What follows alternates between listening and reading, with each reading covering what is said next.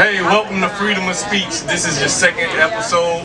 I am your host, Trovon Reed. Today we have the legendary, best linebacker in Auburn history, in my opinion, Deshaun Davis. Welcome to the show, bro. Deshaun, welcome, man. Thank you. How's life after football, man? How's life after Auburn football? I was about to say, don't say life after football. I'm still playing. Man, life after Auburn's been different, man. Very different for me. Of course, I'm actually into adulthood right now, kind of on my own. So I have bills. I've started to figure out what taxes are, and I don't agree with them at all. But it's a part of life. I see it's a part of life. But I mean, I miss Auburn every day, man. I can honestly say that, bro. Every time I come here, man, this is home for me. You know, home away from home. You know, of course, Mobile is my home, but man, when I get off exit 51, man. Okay, 251. We out here. But I mean, anytime I get off exit 51, man, I still get those same chills that I got when I was getting recruited and I chose to come to Auburn. So, I mean, it's something that I'm going to miss, but I'm looking forward to the future. Being that you say you miss Auburn so much, if you could take this recruiting thing back from day one, how would it play out? I probably wouldn't talk to any other college coach. I probably wouldn't open any other college letter. I still choose Auburn. Like I say, man, this is definitely a special place for me. Auburn gave me the chance to play college football, you know, play in the SEC, to put my family in a better position. I got a free education here. You know, my mom never paid for anything anytime I was in Auburn. And for that, I'll always be appreciative. I'll always be thankful for this university. So, I mean, the stress that I had when I was getting recruited, if I can go and take it all back, man, all that'll be gone. This will be an easy decision, and I'm glad I chose this university.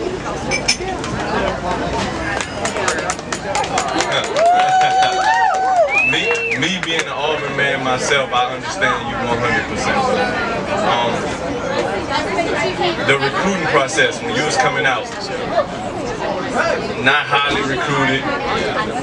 A lot of coaches doubted you. Even some of the Auburn coaches doubted you. Take us through that process. My recruiting process was kind of different. Actually, a lot of people don't know I only played 2 years of high school football. My freshman year, I sat out of high school football. I actually started 2 games, but I was playing out of district, so my district team ended up turning me in. I played my sophomore year, made All-State. Played my junior year, made All-State. My senior year, I tore my ACL in my left knee. So I was kind of doubtful about that, man, because I was already getting the recruit buzz of, oh man, he's undersized, and can he play at this level? He want to be a linebacker, you know. Is he fast enough, or you know, does he have the ability? So, you know, having all those words thrown at you, and all those statements thrown at you, now you have sometimes a career-ending injury, you know, for some people. You know, that kind of put me on the cloud, but I mean, I'm a fighter, man. So I knew I didn't want that to be, you know, the last of Deshaun Davis. You know, I wanted to be able to come and play college football. I always had a dream of being in the NFL, and this was just that springboard for me. You know, when I got here, kind of went through the same thing, man. But like I say, I've always been an opportunity type of guy. I've always believed in myself, and I feel like I have the utmost ability to compete with anybody in the field. And I feel like when I got that chance, when I got the opportunity, I showed it, and I showed it at a high level.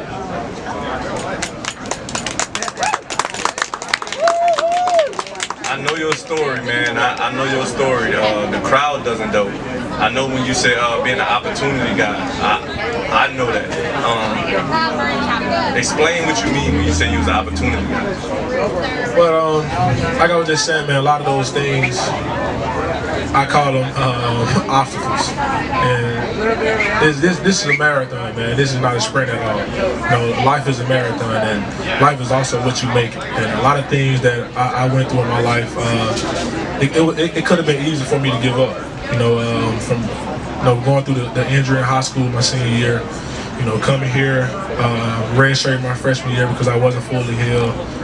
My redshirt sophomore year, my defensive coordinator told me, I should transfer. You know, I didn't have the ability to play at Auburn University. Didn't have the ability to play in the SEC. And that following spring, I lost my great grandmother.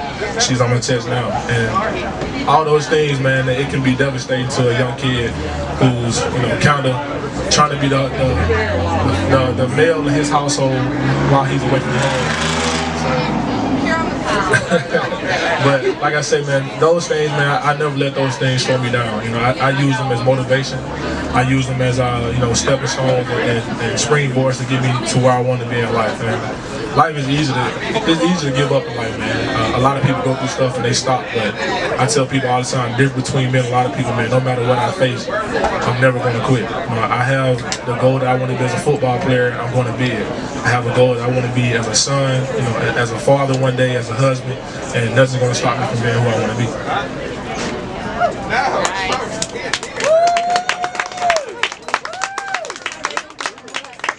I heard you spoke on losing your grandmother. I lost my mom in high school. Things was rough, man. It was rough, and I know your grandmother was one of your closest people. Explain to us, you lost her. What was that process like? Man, that was tough, man. And you know, anytime I still think about it, it doesn't make it any easier, honestly. You know, when that day come around, when she's passed, or you know, her birthday or anything come around, man, it's very emotional for me. But I know she's in a better place, and she was on this earth 83 years, man, and she left 83 years of legacy. You know, she was the backbone of our family. And one thing I always remember from her, man, even on her deathbed, I left college and went home to Mobile to see her while she was in the hospital. And my mother was there, my grandmother was there, and she was like crying and stuff like that. Like she was just in a lot of pain. And my mother and grandmother was telling her, like, it's okay, like, we know what time, like, what's going to happen. It's life. And she kind of looked at my mother and grandmother, and she was like, I can't leave. And they was like, why? She was like, I don't want to let the family down. I know what I mean to the family. And that gets, like, right there, and I just got chills thinking about it, just saying it, because it's like, even on your deathbed, you know, you're thinking about other people. You know, you're thinking about the legacy, you know, thinking about what you mean to other people, not just yourself. And that's something that, you know, I take with me, you know, throughout my life, man. Life is bigger than yourself, man. I know, me personally, I mean a lot to a lot of people.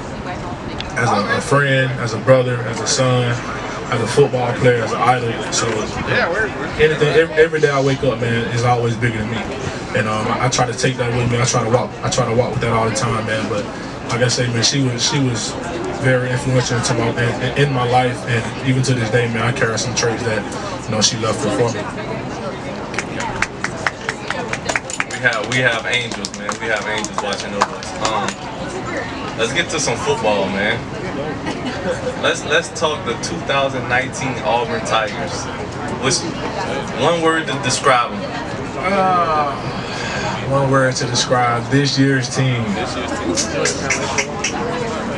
Man, it's just week 2. You gonna give me that already? I mean, I'm gonna say winners.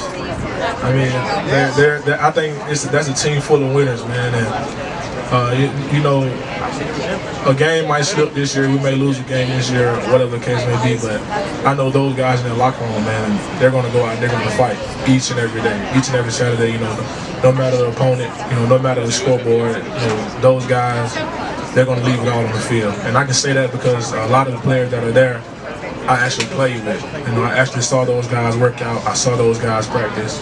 I know the preparation that they put in. I know what football means to them. I know what this university means to them.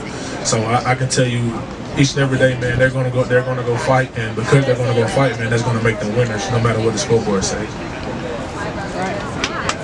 I agree. I second that.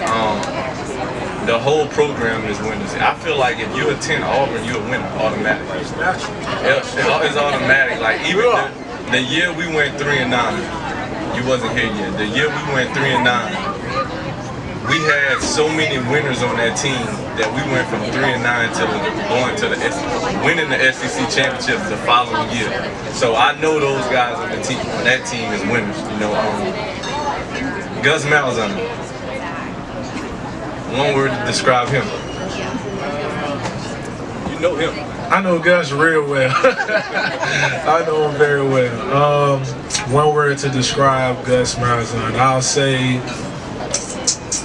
perfectionist. I say perfectionist, and I say that because a lot of people, when they see Gus, man, they all have their own opinions of Gus Malzahn. He's actually a really great guy. He's a great football coach also, but he takes the game of football so serious. He wants to win so bad, and it's not. He don't want to win for himself. A lot of people may think that, but Gus loves his players. I can really tell you that. So I always tell people all the time, man. No matter what anybody have to say about him, no matter what happens, bro, I'm one guy that has Gus Malzahn's back. And like I say, he's a perfectionist, man, because he wants everything done